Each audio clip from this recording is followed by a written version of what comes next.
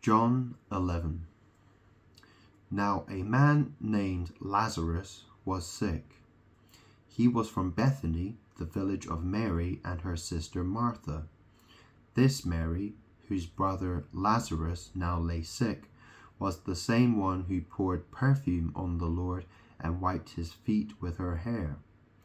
So the sisters sent word to Jesus, "Lord, the one you love is sick." When he heard this, Jesus said, "This sickness will not end in death. No, it is for God's glory, so that God's Son may be glorified through it."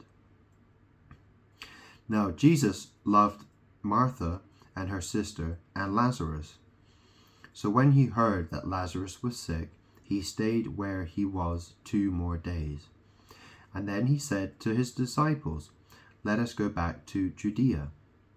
"But Rabbi," they said, "a short while ago the Jews there tried to stone you, and yet you are going back?" Jesus answered, "Are there not 12 hours of daylight? Anyone who walks in the daytime will not stumble, for they see by this world's light. It is when a person walks at night that they stumble, for they have no light." After he had said this, he went on to tell them, "Our friend Lazarus has fallen asleep, but I am going there to wake him up." His disciples replied, "Lord, if he sleeps, he will get better." Jesus had been speaking of his death, but his disciples thought he meant natural sleep. So then he told them plainly, "Lazarus is dead, and for your sake I am glad I was not there, so that you may believe. But let us go to him."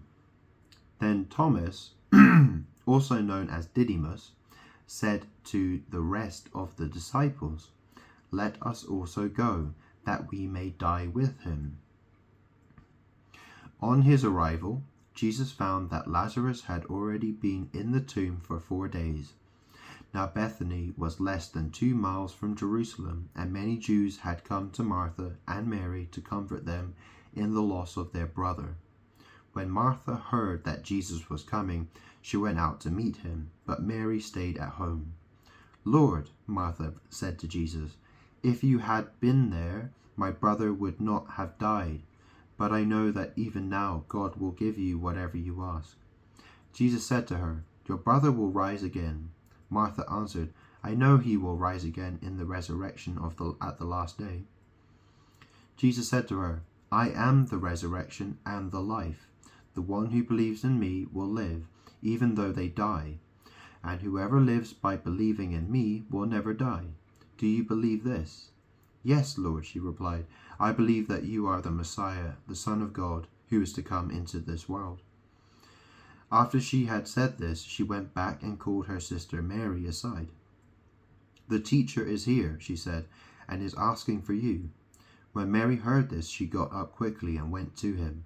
Now Jesus had not yet entered the village, but was still at the place where Martha had met him. When the Jews who had been with Mary in the house, comforting her, noticed how quickly she got up and went out, they followed her, supposing she was going to the tomb to mourn there. When Mary reached the place where Jesus was and saw him, she fell at his feet and said, "Lord, if you had been here, my brother would not have died."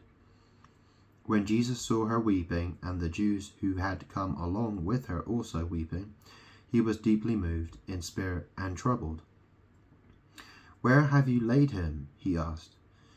"Come and see, Lord," they replied. Jesus wept. Then the Jews said, "See how he loved him."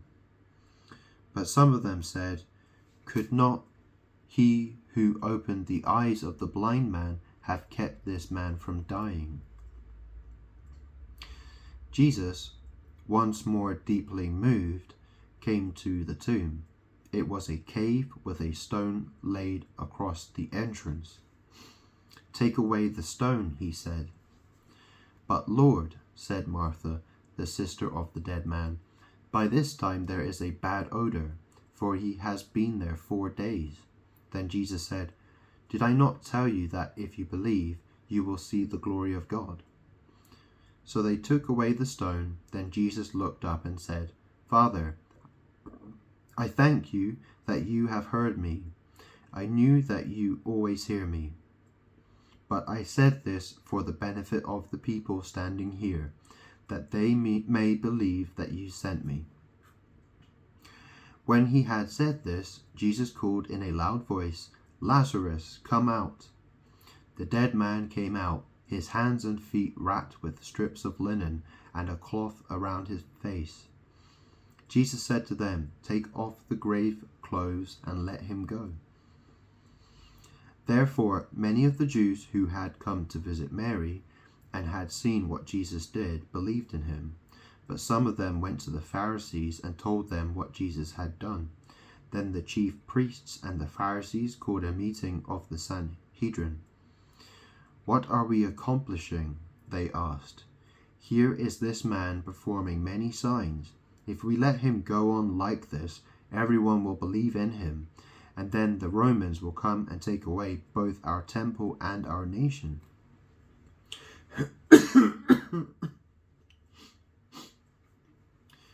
Then one of them, named Caiaphas, who was high priest that year, spoke up. You know nothing at all. You do not realize that it is better for you that one man die for the people than that the whole nation perish. He did not say this on his own, but as high priest that year he prophesied that Jesus would die for the Jewish nation, and not only for that nation, but also for the scattered children of God, to bring them together and make them one. So from that day on, they plotted to take his life. Therefore, Jesus no longer moved about publicly among the people of Judea. Instead, he withdrew to a region near the wilderness, to a village called Ephraim, where he stayed with his disciples. When it was almost time for the Jewish Passover, many went up from the country to Jerusalem for their ceremonial cleansing before the Passover. They kept looking for Jesus, and as they stood in the temple courts, they asked one another, What do you think? Isn't he coming to the festival at all? But the chief priests and the Pharisees had given orders that anyone who found out where Jesus was should report it so that they might arrest him.